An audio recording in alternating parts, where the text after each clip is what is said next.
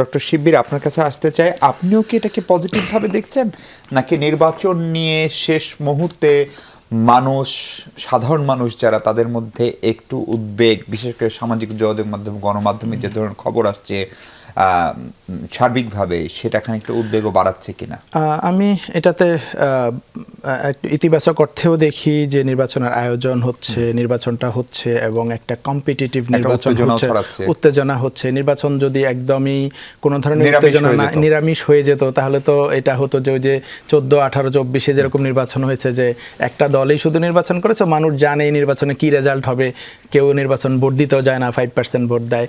তো নির্বাচনে যেরকম একটা প্রতিযোগিতা হচ্ছে এবং মানুষের মধ্যে একরকম টান টান উত্তেজনা আছে, কি হতে যাচ্ছে, কে জিতবে, আমি কাকে ভোট দিব, বা এত বছর পরে ভোট দিতে যাচ্ছি, এটা নিঃসন্দেহে ইতিবাচক দিক।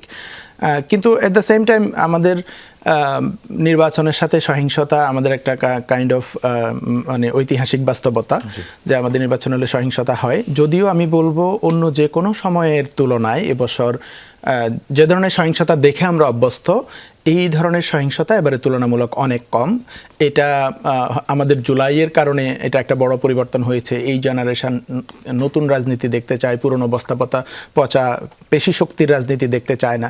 তারপরেও কিছু ঘটনা আমরা দেখেছি নির্বাচনী ক্যাম্পেইন শুরু হওয়ার পর থেকে, ধরেন 21 তারিখ থেকে নির্বাচনী ক্যাম্পেইন, 21 বা 22 তারিখ শুরু হলো নির্বাচনী ক্যাম্পেইন।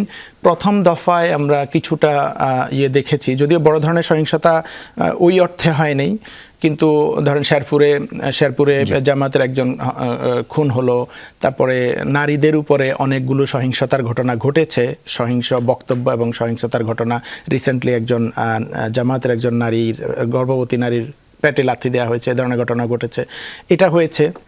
আবার কিছু কিছু জায়গায় কিছু সহিংস বক্তৃতা হয়েছে, যেমন বিএনপি মঞ্জুরুল মুন্সিকে বহিষ্কারও করেছে, যে আগুন দিয়ে দিবেন বলেছেন এ ধরনের বক্তৃতা দেওয়ার কারণে।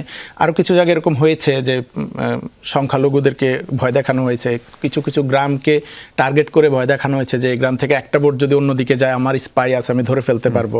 বা কেউ বলছে আমি 13 তারিখের পরে কিন্তু আর আগের মতো থাকবো না, আমার নতুন জাউরা রূপ দেখবেন, এ ধরনের ভয় দেখানো। তো এই জিনিসটা আমি মনে করি আমাদের ডেমোক্রেটিক যে কালচার, এটার জন্য খারাপ।